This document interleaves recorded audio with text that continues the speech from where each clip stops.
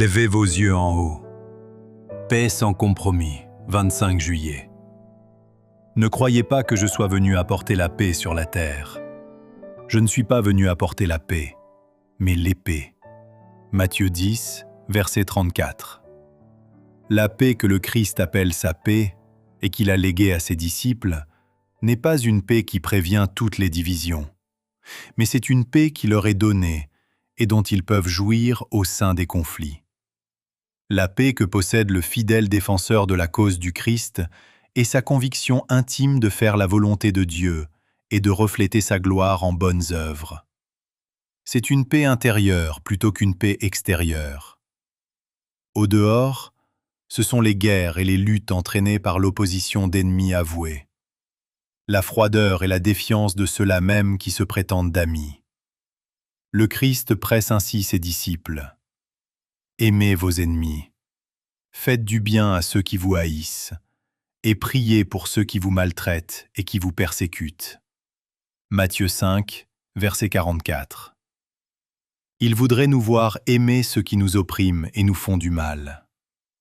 Nous ne devons pas manifester par la parole et par l'action l'esprit dont ils font preuve, mais nous devons profiter de chaque occasion pour leur faire du bien.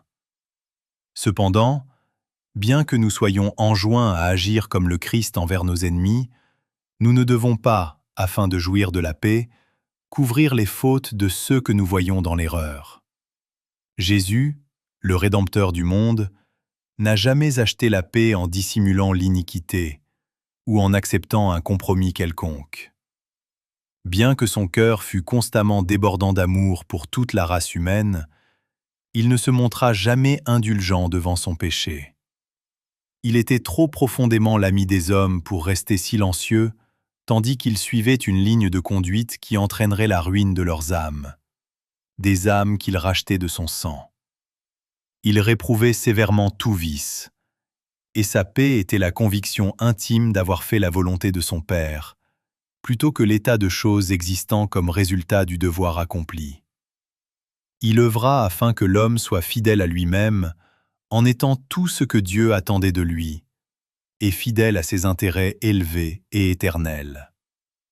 Vivant en un monde terni et marqué de la malédiction entraînée par sa désobéissance, il, l'homme, ne pourrait être en paix avec ce monde, à moins de le laisser sans avertissement, sans instruction, sans reproche. Ce serait acheter la paix au prix de son devoir. Tous ceux qui aiment Jésus et les âmes pour lesquelles il est mort suivront une ligne de conduite propre à susciter la paix. Mais ses disciples doivent être attentifs dans leurs efforts pour prévenir la discorde, de peur de transiger avec la vérité, de peur qu'en prévenant les divisions, ils n'en sacrifient les principes. On ne peut maintenir la véritable fraternité en compromettant ses principes. Aussi sûrement les chrétiens approcheront-ils le modèle du Christ. Aussi sûrement ressentiront-ils la force et le venin du serpent ancien, le diable.